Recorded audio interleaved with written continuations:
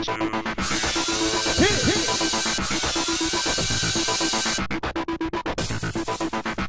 everybody, welcome to another recap of The Amazing Race. What a great season this is, except for Ron and Tony. They were the first ones eliminated last week. Sorry guys.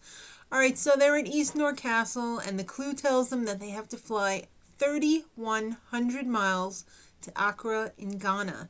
Alright, and there's only one flight per day, so all of the teams end up on the same flight. When they got there, it was, it's like my worst nightmare, like when you go through New York City and there's people like trying to wash your windshield, except there's people here like begging for money and they're like sticking their hands inside your car and everything. It's so tough to say no, but I mean, they only give you like a limited amount of money on the race and you don't know how much you're going to actually need, so it's hard to say no to these people. I'd be like, I wish I could give you like everything, guys, but like I need this money. Alright, so they had to go to Memorial Park, Makala, and then they found out that they had to go to Makala Market, which was huge. This was really huge. There was a roadblock there. One person had to end up selling sunglasses for no less than 3 of their currency per sunglasses. They had to earn 15 of their currency, which is about $10 in American money. So Gary and Mallory, on the way there, their taxi cab died, and that kind of cost them a little bit of time. They fell behind.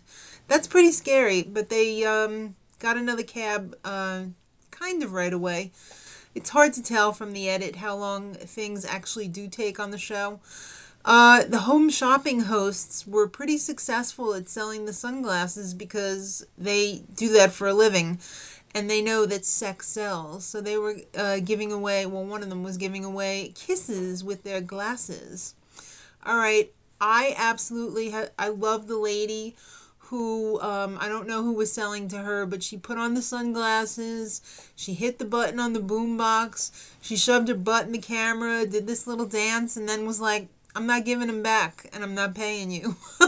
So that was pretty funny. I mean, I'm sure it wasn't pretty funny to the person who was trying to sell them, but it made for good television, that's for sure. So Nat and Cat, they had a lot of trouble selling the sunglasses, and I'm pretty sure they were the last ones there trying to sell them. So then after that, they had to take a taxi to Peace Motors Spare Parts, where they found out there was a detour. It's either tune in or check out. In tune in, they had to find the electrical supply store and install an antenna system on a local home, which it sounds pretty easy, but it was pretty hard actually, because if you didn't know what you were doing, it took a lot of time because you had to actually get the picture clear. So you had to be up there fiddling on the roof, somebody had to be inside, they had to have a clear picture of bongos and dancing, which is, I guess, what they watch in Africa. And check out, they had to go to a woodworking shop where they make custom coffins, which was kind of weird in a super cool way. They had camera coffins, fish coffins, keyboard coffins. I mean, I guess you name it, they got it. So it was pretty much everybody chose the antenna, except for a few people chose coffin. But the antenna was kind of hard for the Princeton boys, so they switched from TV to coffin halfway through. Nat and Cat, little dangerous, they chose coffin, and one of them almost got run over by it. Because those things were heavy. And they were trying to push through the crowds. You know, if foots get caught under there, it could be bad. So traffic was crazy going to the pit stop, and Nat and Cat's driver decided to make a 3rd lane. Actually, it looked more like a 5th lane. He was driving like a maniac. I would have been crapping in my pants. I want to get there alive. I don't, you know, what good is winning the race if you arrive there dead? So the pit stop was at Kaneshie Market. It was hard to find Phil because they really didn't give any direction. They were just like, yo, I'm at the market.